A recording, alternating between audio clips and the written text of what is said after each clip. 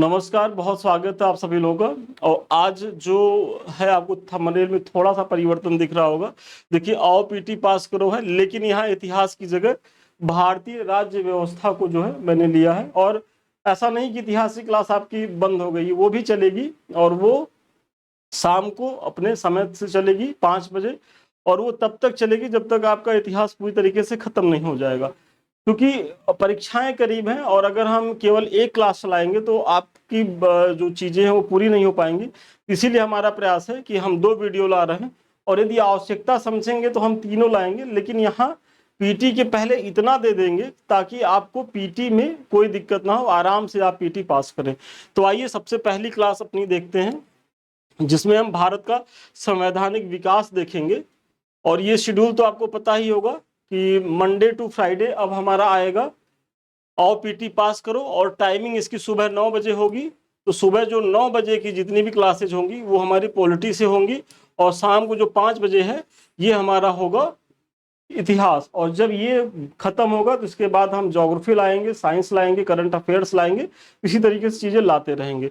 और जो हमारा जो प्रोग्राम था पहले फ्राइडे सैटरडे को मेंस आंसर राइटिंग प्रोग्राम था, अब वो सैटरडे को आएगा। लेकिन आपका नुकसान नहीं होगा, जो हमारे मेंस के बच्चे हैं ये दोनों मीटिंग में होगा। मतलब सुबह 9 बजे होगा और शाम को जो है कब होगा, तो शाम को 5 बजे होगा। तो इसका आप जो है ध्यान रखेंगे, इतने समय में सुबह 9 बजे और शाम को 5 बजे आपको समृद्धि आईएएस के यूट्यूब के चैनल पर बने रहना अनिवार्य है, क्योंकि यदि आप बने रहेंगे तो पीटी में बहुत अच्छी स्थिति में रहने वाले हैं। तो आइए देखते हैं कि भारत के संवैधानिक विकास को एक दृष्टि में, तो इसके तहत 2 भागों में इसको बांटा गया है। तो ब्रिटिश ईस्ट इंडिया कंपनी के अंतर्गत जो संवैधानिक विकास हुआ उसकी चर्चा हम करेंगे, और ब्रिटिश क्राउन के अंतर्गत, क्योंकि आप सभी जानते होंगे कि 1757 का जो युद्ध होता है, सॉरी 1857 का, उसके बाद की जो स्थिति रहती है तो कंपनी की सत्ता को समाप्त करके क्राउन के नियंत्रण में चीजें आती हैं। तो उसके बाद के जो भी अधिनियम है वो ब्रिटिश क्राउन के अंतर्गत माने जाते हैं। तो सबसे पहले 1773 से 53 तक की चीजें देखते हैं जो ब्रिटिश ईस्ट इंडिया कंपनी के अंतर्गत हुई थी। तो इसमें क्या है कि रेगुलेटिंग एक्ट 1773 में आया था, पिट्स इंडिया एक्ट 1784 में, फिर अगला आता है चार्टर एक्ट 1793 में, चार्टर एक्ट 1813, चार्टर एक्ट 1833 और 53। तो इसके बारे में हम देखेंगे, क्योंकि यदि आपके जेएन में पीवाईक्यू होगा तो ये पता होगा कि यहाँ से कितना प्रश्न पूछा गया है। और उसके बाद 1853 के बाद आपको मैंने बताया ही कहानी कि 1857 में भारत का जो पहला स्वतंत्रता संग्राम जिसे कहा जाता है, बड़े पैमाने पे विद्रोह हुआ, और इसमें कंपनी की सत्ता को समाप्त करके जो साम्राज्य की सत्ता है, मतलब ब्रिटिश क्राउन की सत्ता को स्थापित किया गया। और उसके तहत जो गवर्नमेंट ऑफ इंडिया एक्ट आया 1858, इसकी चर्चा करेंगे। फिर इंडिया काउंसिल एक्ट 1861 की चर्चा करेंगे। इसी तरीके से 92, 1909, 1919, 1935, और फिर कुछ अगस्त प्रस्ताव, क्रिस प्रस्ताव, कैबिनेट मिशन या माउंट बेटन योजना के बारे में चर्चा करेंगे। तो यही इसकी रूपरेखा है। तो आइए देखते हैं एक एक करके। तो सबसे पहले 1773 का रेगुलेटिंग एक्ट देखते हैं, कंपनी के शासन हेतु पारित जो अधिनियम थे।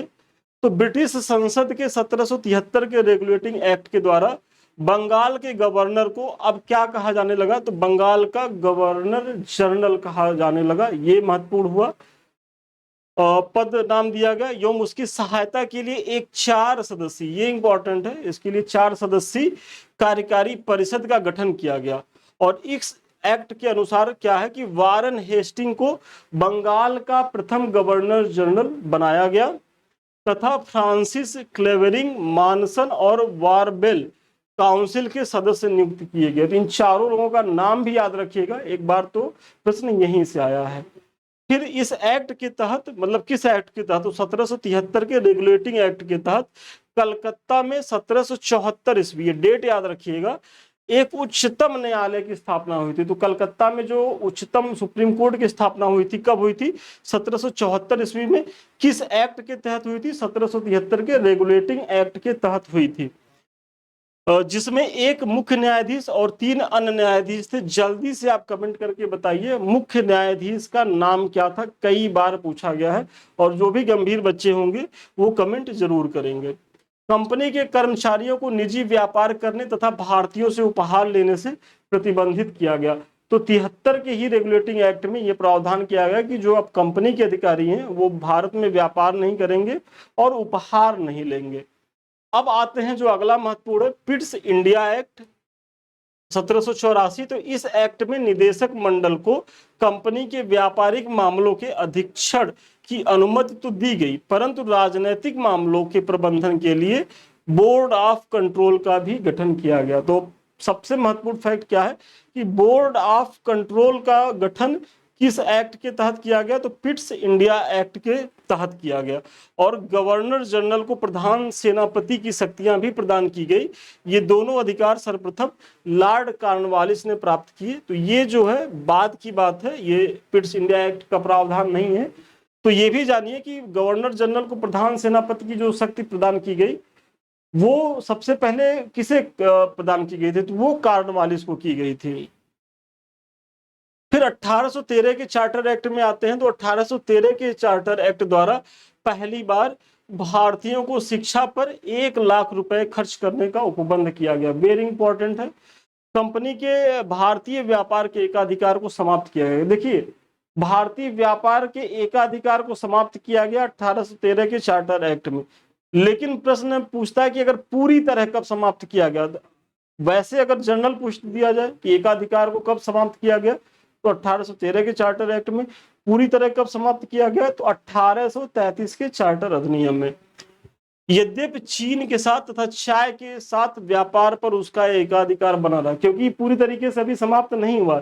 चाय और चीन के साथ व्यापार पर एकाधिकार अभी भी जो है वो कंपनी का बना था। ये समाप्त कब हुआ, तो पूरी तरीके से चाय और चीन वाला भी 1833 के चार्टर अधिनियम में। तो अब आते हैं अगला 1833 के चार्टर एक्ट। तो 1833 के चार्टर एक्ट द्वारा बंगाल के गवर्नर जनरल को संपूर्ण भारत का गवर्नर जनरल बना दिया गया और देश की शासन प्रणाली का विकेंद्रीकरण कर दिया गया।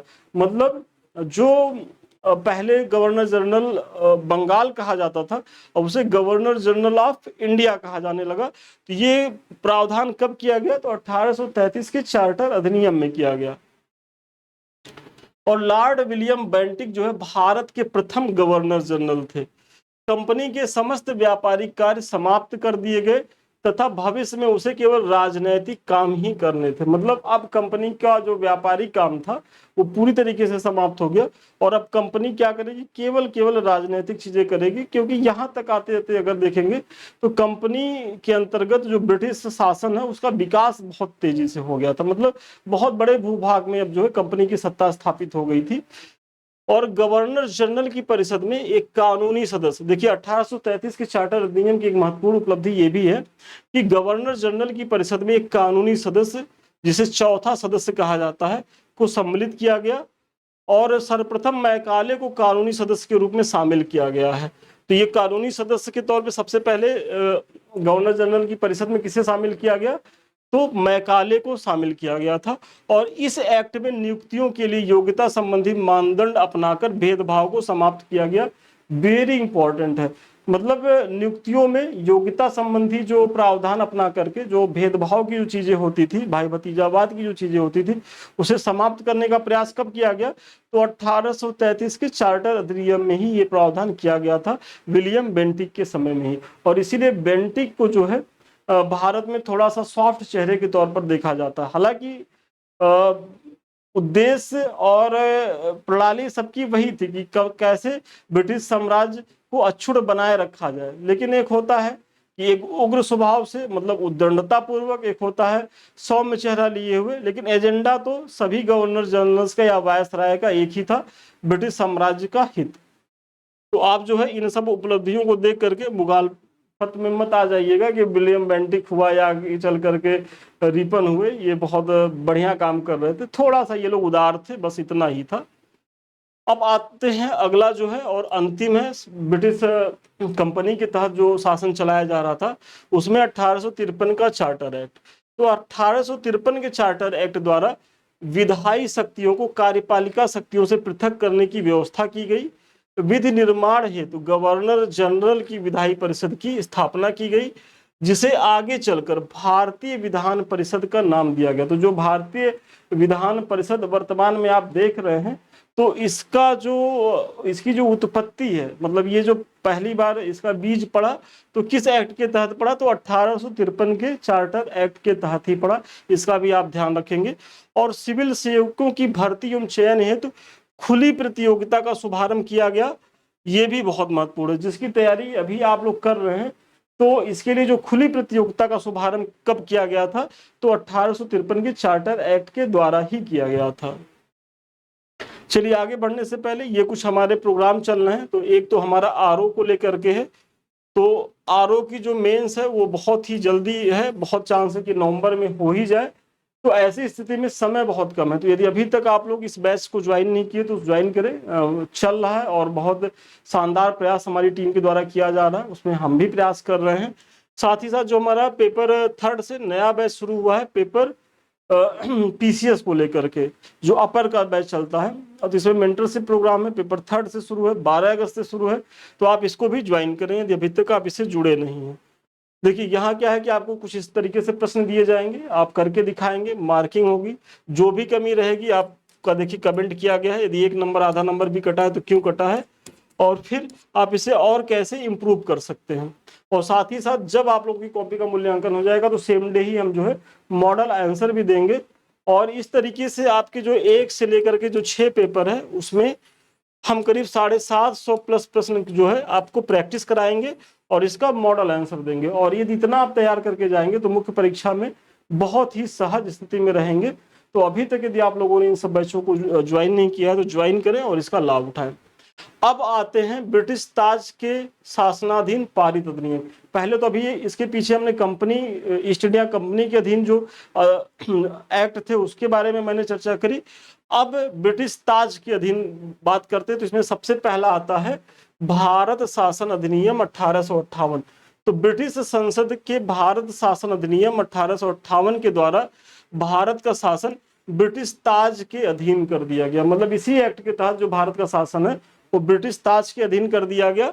और गवर्नर जनरल को अब क्या कहा जाने लगा, जो सबसे पहले भारत के जब गवर्नर जनरल 1833 में विलियम बेंटिक को बनाया गया था, तो अब गवर्नर जनरल को कहा जाने लगा भारत का वायसराय। और भारत का पहला वायसराय कौन था, तो लॉर्ड कैनिंग थे। इसका भी आप जो है ध्यान रखेंगे।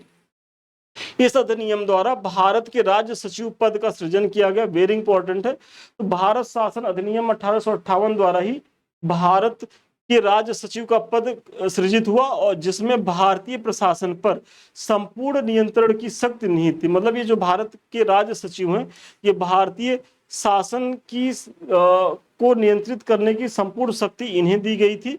और इनकी सहायता के लिए जो भारत के राज्य सचिव होंगे ये भारत में नहीं होंगे, ये ब्रिटिश संसद में एक पद सृजित किया गया भारत के राज्य सचिव का, और इनकी सहायता के लिए 15 सदस्यीय परिषद का गठन किया गया। तो ये भी ध्यान देंगे कि जो भारत का राज्य सचिव का पद गठित किया गया था वो 1858 के अधिनियम के तहत किया गया था।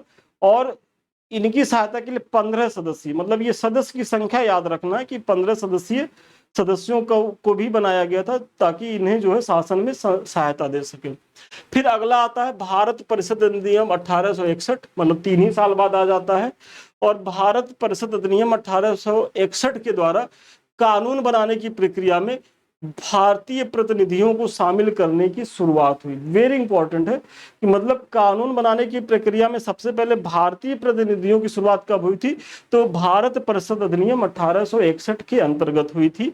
इसने वायसराय को आपातकाल में अध्यादेश जारी करने के लिए अधिकृत किया, जो अधिकतम 6 माह तक की अवधि तक प्रभावी हो सकता है। मतलब जो आज वर्तमान में आप अध्यादेश की चीजें देखते हैं, तो भारत परिषद अधिनियम 1861 द्वारा सर्वप्रथम जो है जो वायसराय थे उन्हें अध्यादेश जारी करने की शक्ति दी गई। हालांकि इसकी वैधता अधिकतम 6 महीने के लिए रखी गई थी। भारत परिषद अधिनियम अब 1892 देखते हैं। तो इस अधिनियम के माध्यम से केंद्रीय और प्रांतीय विधान परिषदों में अतिरिक्त सदस्यों की संख्या जो है वो बढ़ा दी गई, और केंद्रीय विधान परिषद के भारतीय सदस्यों को वार्षिक बजट पर बहस करने तथा सरकार के 6 दिन की पूर्व नोटिस पर प्रश्न पूछने का भी अधिकार दिया गया। वेरी वेरी इंपॉर्टेंट है, मतलब प्रश्न पूछने का अधिकार भी सबसे पहले यही दिया गया था। परंतु पूरक प्रश्न पूछने तथा मतदान का अधिकार अभी भी नहीं मिला था, और ये यूपीएससी में आया हुआ प्रश्न है। तो आप लोग थोड़ा सा इसको ध्यान से देख लेंगे तो अब गलत नहीं होगा। फिर अगला आता है भारत परिषद अधिनियम 1919, सॉरी 1909, और इसे जो कहा जाता है, इसे इसका दूसरा भी नाम है, क्या कहा जाता है जल्दी से कमेंट करके बताइए।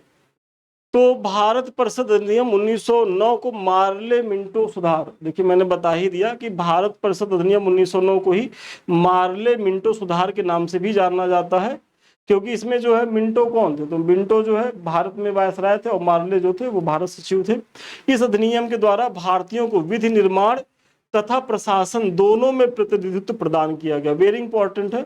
और इसके तहत वायसराय की कार्यकारिणी परिषद में भारतीयों को पहली बार शामिल किया गया, ये भी बहुत महत्वपूर्ण है। मतलब मार्ले मिंटो अधिनियम जो 1909 का था, उसी में सबसे पहले वायसराय की कार्यकारिणी परिषद में किसी भारतीय को शामिल किया गया, और वो पहले भारतीय कौन थे, तो सत्येंद्र प्रसाद सिन्हा थे। एसपी सिन्हा को सबसे पहले वायसराय की कार्यकारिणी परिषद में शामिल किया गया था। इस अधिनियम ने केंद्रीय तथा प्रांतीय विधायिनी शक्ति को बढ़ा दिया, ये भी इंपॉर्टेंट है। और परिषद के सदस्यों को बजट एवं लोकहित के विषयों की विवेचना करने, प्रस्ताव लाने तथा प्रश्न पूछने के साथ पूरक प्रश्न पूछने का भी जो है अधिकार मार्ले मिंटो अधिनियम 1909 में प्रदान किया गया था। तो पूरक प्रश्न पूछने का अधिकार कब मिला था, तो 1909 के मार्ले मिंटो अधिनियम में मिला था।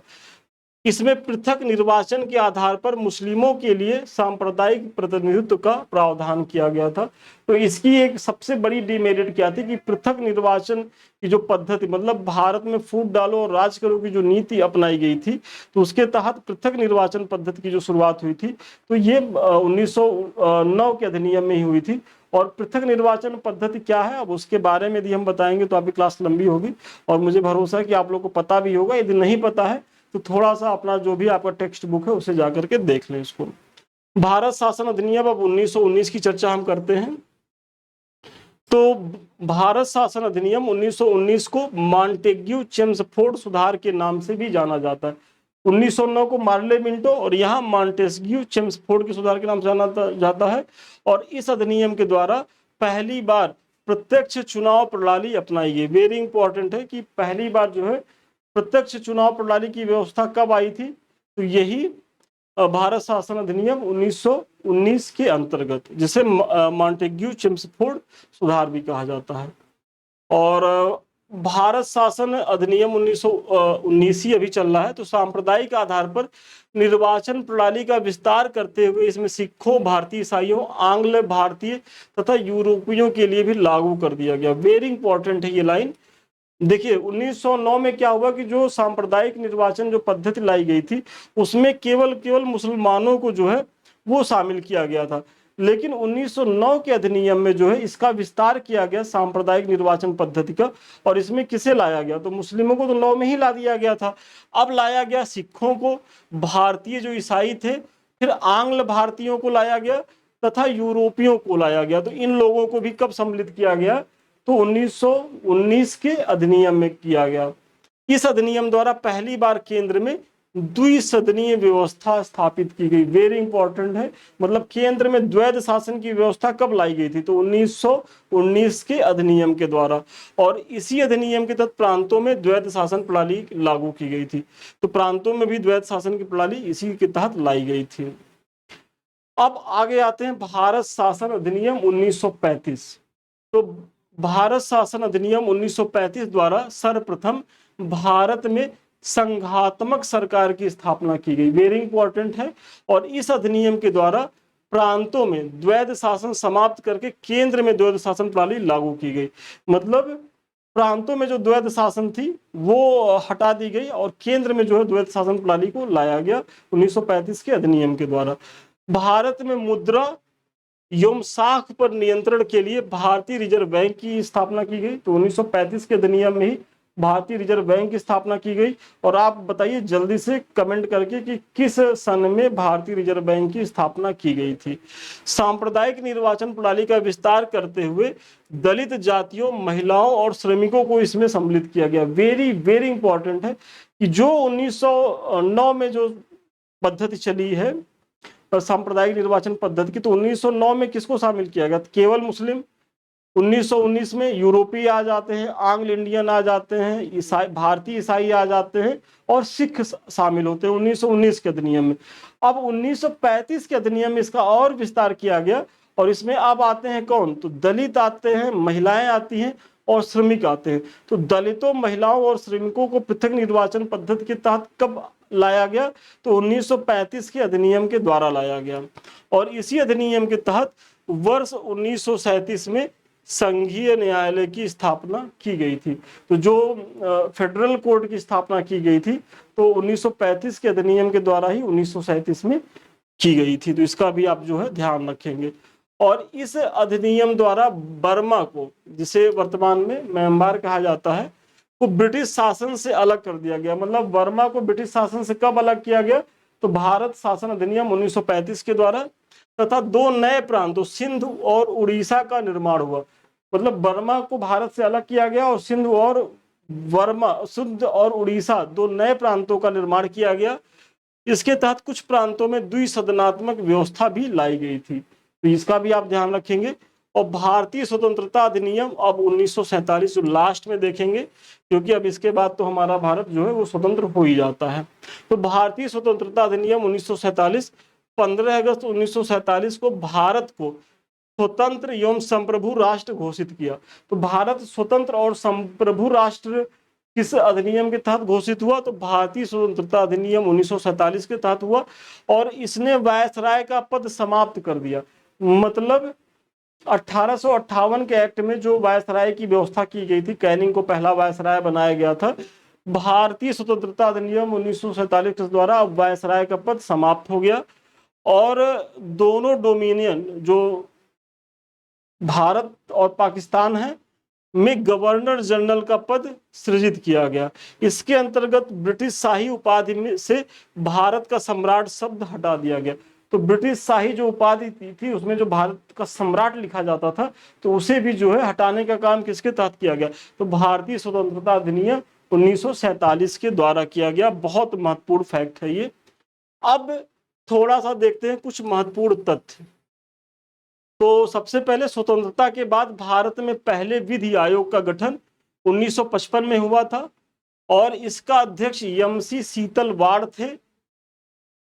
और ये भारत के प्रथम महान्यायवादी भी थे। मतलब एमसी सीतलवाड़ के बारे में ये भी जानिए कि पहले जो भारत का विधि आयोग था जो जिसका गठन 1955 में हुआ था, इसके अध्यक्ष थे ही और भारत के पहले ये महान्यायवादी भी थे। और लॉर्ड मैकाले की अध्यक्षता में प्रथम विधि आयोग का गठन किया गया। और तो किस अधिनियम के तहत किया गया था? तो इसको मैंने पीछे ही बताया है, 1833 के अधिनियम के द्वारा। सती प्रथा का अंत किस गवर्नर जनरल के द्वारा किया गया? तो विलियम बेंटिक के द्वारा किया गया। इसका भी आप ध्यान रखेंगे। और किस अधिनियम द्वारा भारत के लिए 12 सदस्यीय विधान परिषद की स्थापना करते हुए कार्यपालिका एवं विधायी कृतियों को पृथक किया गया? तो 1853 के चार्टर अधिनियम के द्वारा किया गया। वेरी इंपॉर्टेंट फैक्ट है, इसको भी आप देखेंगे।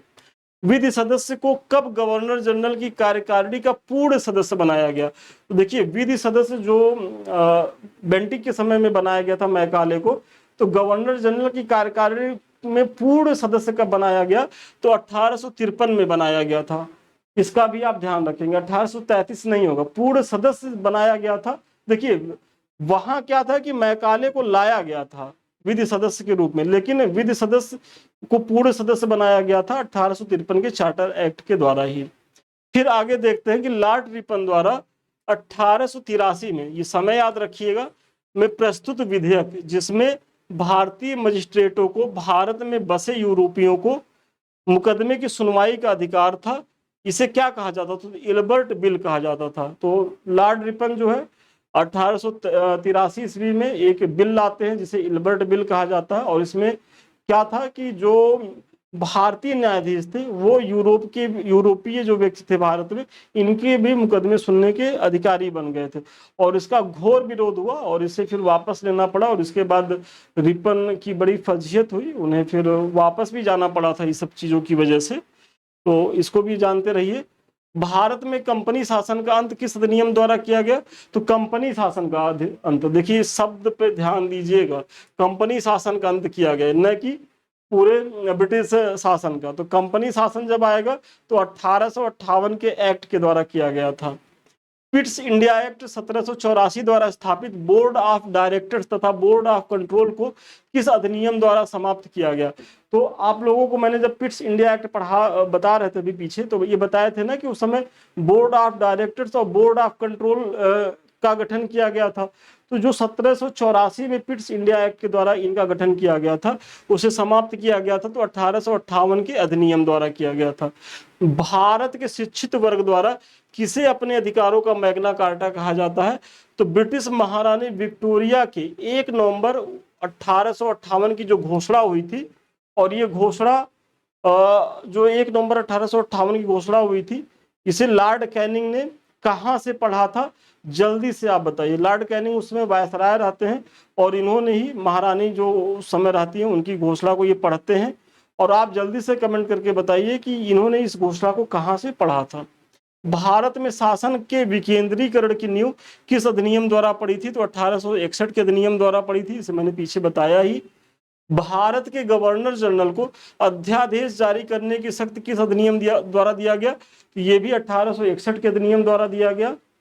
भारत में विभागीय प्रणाली की शुरुआत किसने किया था? तो विभागीय प्रणाली की शुरुआत भारत में कैनिंग के द्वारा की गई। और भारत में मंत्रिमंडलीय व्यवस्था का जन्मदाता कौन था? तो देखिए, भारत में विभागीय व्यवस्था या मंत्रिमंडलीय जो व्यवस्था के जन्मदाता कौन थे? तो वो लॉर्ड कैनिंग थे। तो ये आप ध्यान रखेंगे, महत्वपूर्ण फैक्ट है। भारत में आंशिक रूप से सर्वप्रथम संसदीय व्यवस्था का आरंभ किस अधिनियम के द्वारा किया गया? तो भारत परिषद अधिनियम 1892 के द्वारा किया गया। इसी तरीके से मार्ले मिंटो अधिनियम 1909 किसकी रिपोर्ट पर पारित किया गया था? वेरी वेरी इंपॉर्टेंट है। तो जो मार्ले मिंटो अधिनियम 1909 है, वो सर अरुणडेल कमेटी की सिफारिश पर पारित किया गया था। फूट डालो राज करो की नीति का पोषक अधिनियम कौन है? तो भारत परिषद अधिनियम है। कौन सा अधिनियम प्रस्तावना विहीन था? तो भारत शासन अधिनियम 1935 जो है वो प्रस्तावना विहीन था, उसकी कोई प्रस्तावना नहीं थी। 1919 के अधिनियम की प्रस्तावना ही इसमें जो है वो जोड़ दी गई थी। इसी तरीके से भारत में संघीय सरकार की स्थापना का प्रस्ताव किस अधिनियम में था? तो भारत शासन अधिनियम 1935 में था। मतलब संघीय शासन की व्यवस्था की चीजें कहाँ थी? तो भारत शासन अधिनियम 1935 में। केंद्र में द्वैध शासन व्यवस्था किस अधिनियम द्वारा लागू की गई? तो भारत शासन अधिनियम 1935 द्वारा। और भारत परिषद का अंत किस अधिनियम द्वारा किया गया था? तो भारत परिषद का अंत भी जो किया गया था, तो वो 1935 के अधिनियम के द्वारा ही किया गया था। तो इसका भी आप जो है ध्यान रखेंगे। 1935 के अधिनियम के बारे में किसने कहा था? यह अनेक ब्रेकों वाला इंजन है। मतलब 1935 को लेकर के बहुत से विद्वानों ने अलग अलग स्टेटमेंट दिए हैं, तो उसमें अनेक ब्रेकों वाला इंजन किसने कहा था?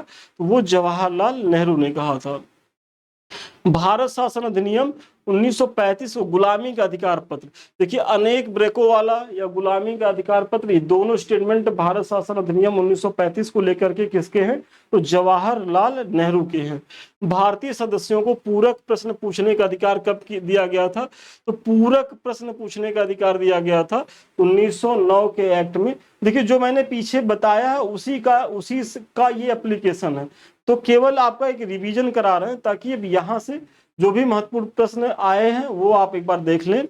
भारत परिषद में नियुक्त होने वाले प्रथम भारतीय कौन थे? तो भारत परिषद में नियुक्त होने वाले प्रथम भारतीय थे केसी गुप्ता तथा सैयद हुसैन बिलग्रामी।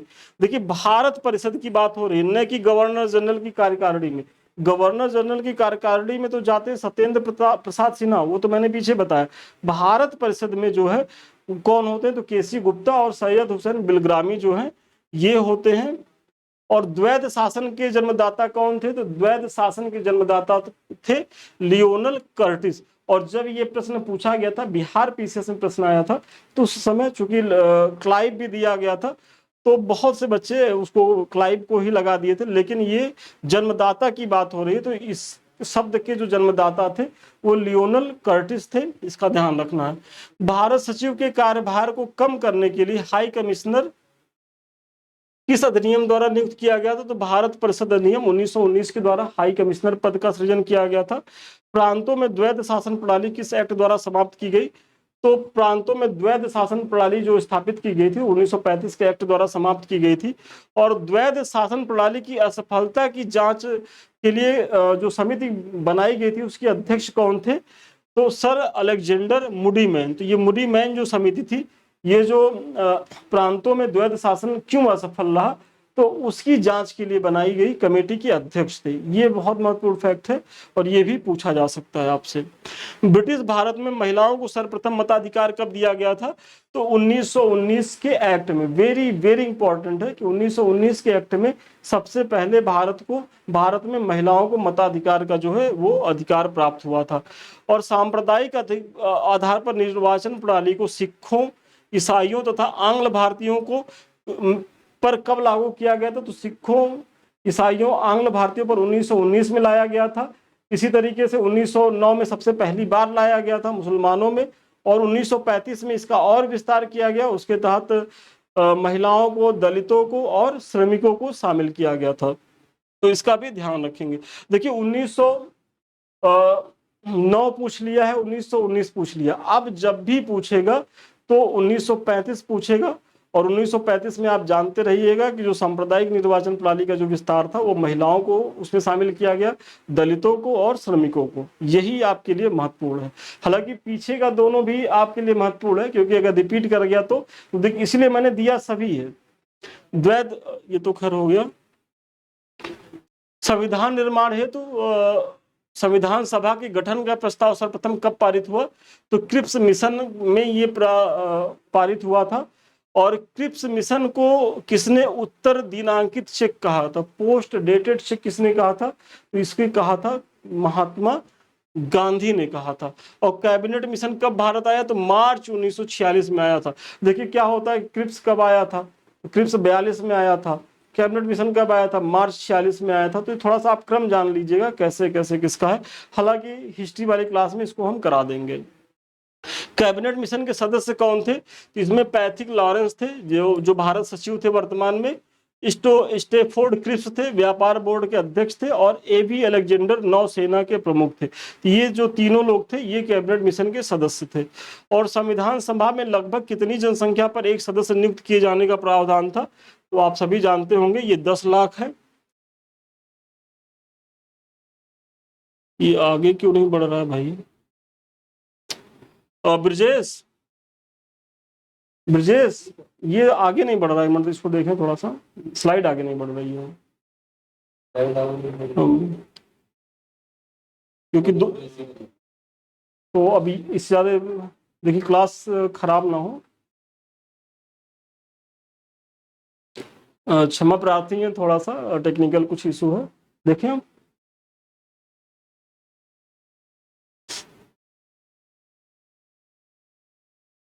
हो गया, चलिए थैंक यू। संविधान सभा का निर्वाचन किस पद्धति से किया गया? तो अप्रत्यक्ष निर्वाचन पद्धति से किया गया था, आप लोग जान ही रहे होंगे। और प्रांतीय विधानसभा के सदस्यों द्वारा किया गया था। और आगे क्या है कि भारतीय संविधान भारतीयों की इच्छा अनुसार ही होगा। ये किसका कथन है? तो भारतीय संविधान भारतीयों की इच्छा अनुसार होगा, ये महात्मा गांधी का कथन है। और भारत में संविधान सभा का गठन किसकी संस्तुति के आधार पर किया गया? तो कैबिनेट मिशन के किया गया। तो भारत में संविधान सभा की जो बात की गई थी तो किसकी संस्तुति के आधार पर था? तो कैबिनेट मिशन के संस्तुति के आधार पर किया गया था। किस योजना द्वारा भारत एवं पाकिस्तान के विभाजन का प्रावधान किया गया? तो ये माउंटबेटन योजना के द्वारा जो है भारत और पाकिस्तान के विभाजन की बात की गई थी। इसी तरीके से भारत एवं पाकिस्तान का विभाजन किस अधिनियम द्वारा? तो भारतीय स्वतंत्रता अधिनियम 1947 के द्वारा, जो मैंने पीछे बताया कि 2 डोमिनियन की बात की गई थी और वहां के जो प्रधान थे वो कौन होने वाले थे? तो गवर्नर जनरल होने वाले थे। भारत में कौन बना? तो भारत में लॉर्ड माउंटबेटन गवर्नर जनरल बनाए गए पहले। और पाकिस्तान में कौन बने? तो मोहम्मद अली जिन्ना बने। भारतीय स्वतंत्रता अधिनियम ब्रिटिश संसद द्वारा कब पारित हुआ? ये समय याद रख लीजिएगा। भारत स्वतंत्रता अधिनियम ब्रिटिश संसद द्वारा 18 जुलाई 1947 को जो है वो पारित हुआ था। और भारतीय स्वतंत्रता के समय ब्रिटेन में किस पार्टी की सरकार थी? तो लेबर पार्टी की सरकार थी। तो स्वतंत्र भारत के प्रथम गवर्नर जनरल कौन थे? तो स्वतंत्र भारत के, देखिए स्वतंत्र भारत के प्रथम गवर्नर जनरल देखा जाए तो वो थे लॉर्ड माउंटबेटन। अगर भारतीय गवर्नर जनरल की बात की जाए तो एक ही गवर्नर जनरल बने ही, वो पहले और अंतिम उन्हीं को माना जा सकता है, सी राजगोपालाचारी। तो बेटन के बाद वो आते हैं और उसके बाद तो फिर हम जो है गणतंत्रात्मक व्यवस्था के तहत राष्ट्रपति की चीजों को अपना लेते हैं। 1937 के प्रांतीय चुनाव में कांग्रेस ने कितने प्रांतों में पूर्ण बहुमत प्राप्त किया था? तो देखिए पूर्ण बहुमत की यदि बात हो तो 5 प्रांतों में किया था। हालांकि सरकारें तो इससे अधिक प्रांतों में बनाई थी कांग्रेस के द्वारा, लेकिन पूर्ण बहुमत की जो प्राप्ति हुई थी वो 5 प्रांतों में ही हुई थी। और 1937 के चुनाव में कांग्रेस का चुनाव चिन्ह क्या था? तो 1937 के चुनाव में कांग्रेस का जो चुनाव चिन्ह था वो पीला बक्सा था। तो कभी भी आयोग जो है कुछ तूफानी करने के चक्कर में पूछ ले, और चूंकि जब ये फैक्ट हम बना रहे थे तो मुझे भी नहीं पता था, तो मुझे बड़ा अट्रैक्ट किया, तो हम कह लाइए आप लोगों को भी इसको बताते हैं। तो ये है आज के जो प्रश्न का उत्तर है वो यहीं तक है। और ये कुछ प्रोग्राम है हमारे द्वारा, इसके चर्चा तो मैंने कर ही दी है, तो यदि अभी तक आप लोगों ने ज्वाइन नहीं किया तो ज्वाइन कर लें। और ये हमारे कुछ लिंक्स हैं जो भी हम पढ़ा रहे हैं, तो आप लोग को एक रहता है कि सर इसका PDF कहाँ मिलेगा, तो एक समय के बाद हमारे टेलीग्राम पे मिलेगा। और टेलीग्राम हमसे जुड़े रहने का 24 घंटे का माध्यम है, तो टेलीग्राम को तो जरूर फॉलो करो।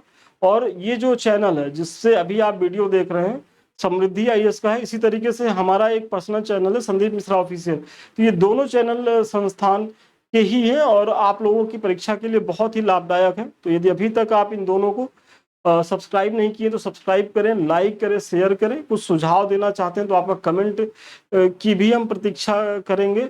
और सबसे अंतिम में यदि आप हमसे बात करना चाहते हो या हमारे किसी बैच से जुड़ना चाहते हैं तो 7303075007 पे आप जो है संपर्क कर सकते हैं। तो चलिए आज के लिए इतना ही, पुनः मिलते हैं नए वीडियो में नए क्लास के साथ। तब तक के लिए धन्यवाद, शुभकामनाएं आपको।